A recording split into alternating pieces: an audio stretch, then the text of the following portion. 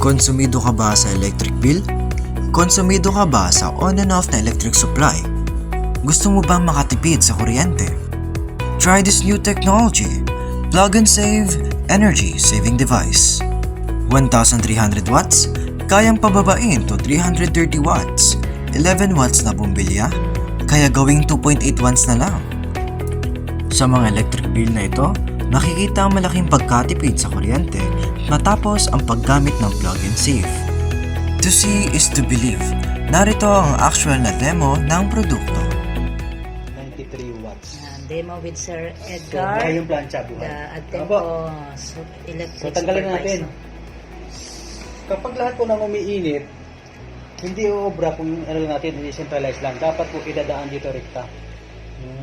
Kaya meron isang outlet dito eh. Lahat ang umiinit po nakalagay naman dito. Maglagay kami ng ibang pan dito.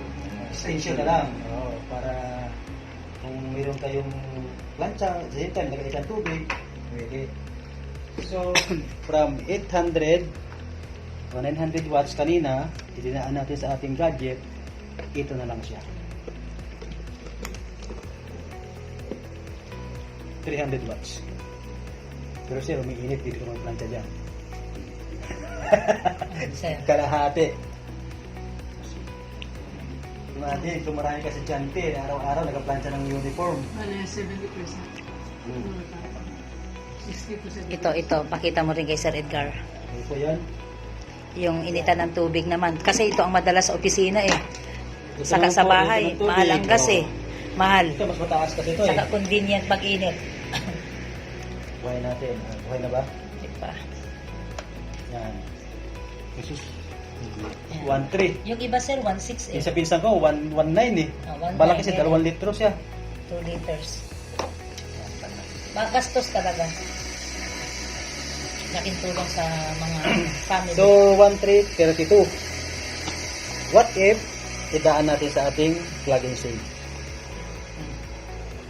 So, from 1.3, 32, naging 320. Yan sir. Pero sir, buhay yan. Umiinit, kumukulo ang tubig. Ito nga po. Nakapagtsaan na kami. May dinilas ng konti. Sabihin, dinilas ng 2 minutes. Pag may dumaan dito. Ay, ventilation. Ito po yung bumbilya. Malalaman natin siya kung ilang watts yung bumbilya na yan pag gumana na siya. Meron siyang 11 watts. So ito yung konsumo natin. Kung maghapon po ginagamit yun, ito yung maghapon konsumo mo. Kung 10 yung ginagamit mo sa bahay mo, di 110 watts po yun. So dyan po binabase ng Meralco o anumang corporation ng kuryente yan.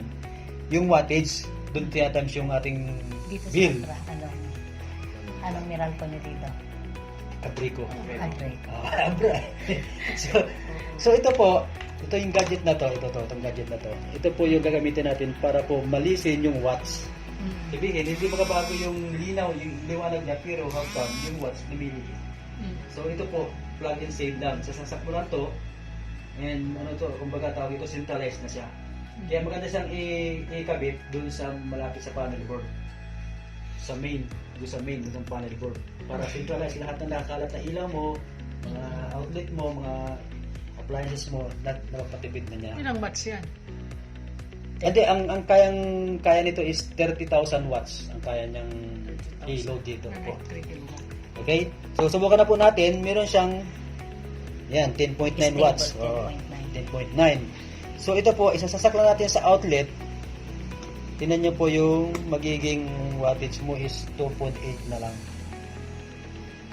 Yan, ang laki. So, nakalisin kayo ng malaki. Pag sa talaga sa mga ilaw, mga bumbilya, malaki po ang Save. nasisave na ano ito nababawas. Ngayon, siyempre hindi na naman bumbilya ating ginagawa sa bahay. Minsan, nag-iit tayo ng tubig. So, ano po siya? 1,306 watts. Yan po yung lakas ng kain ng minara na yan. So, imagine mo, ganun kalakas yan. Ayan. Ngayon, what if idaan natin dito sa gadget natin. So, lahat po ng umiinit, dapat dadaan dito. Plancha, rice cooker, sticker, idadaan natin dito. So, yeah, from 1.3 dinaan natin sa ating gadget, yung kanyang wattage po na-reduce natin 225 volts. 300. Laki. Yan po yan. Yan. Pero Kaya, buhay po may init yan. makakapagkapi tayo dyan. Kukulo po yan. Hindi natin pagkapi. Mm. Pero ang alam po nito, medyo mayroon siyang delay. Sample, kung walang gadget, sabihin natin 10 minutes bago kumulo. Yung sample dito. Pero pag ginamitan mo sa gadget natin, dinaan mo rito, may delay siya. Sabihin natin mga 12 minutes. 2 minutes delay. Okay pa din. Importante, nakatipid tayo ng malaki, oh. 1,000 po yung nawala na watts. Pero how come, kaya niyang pakuluin ang kanin, kaya lutuin. Rice cooker. Ito ang plug and save energy saving device. Ano pang hinihintay mo? Tara na! Tungo sa ligtas at kalidad na pagtipid ng kuryente.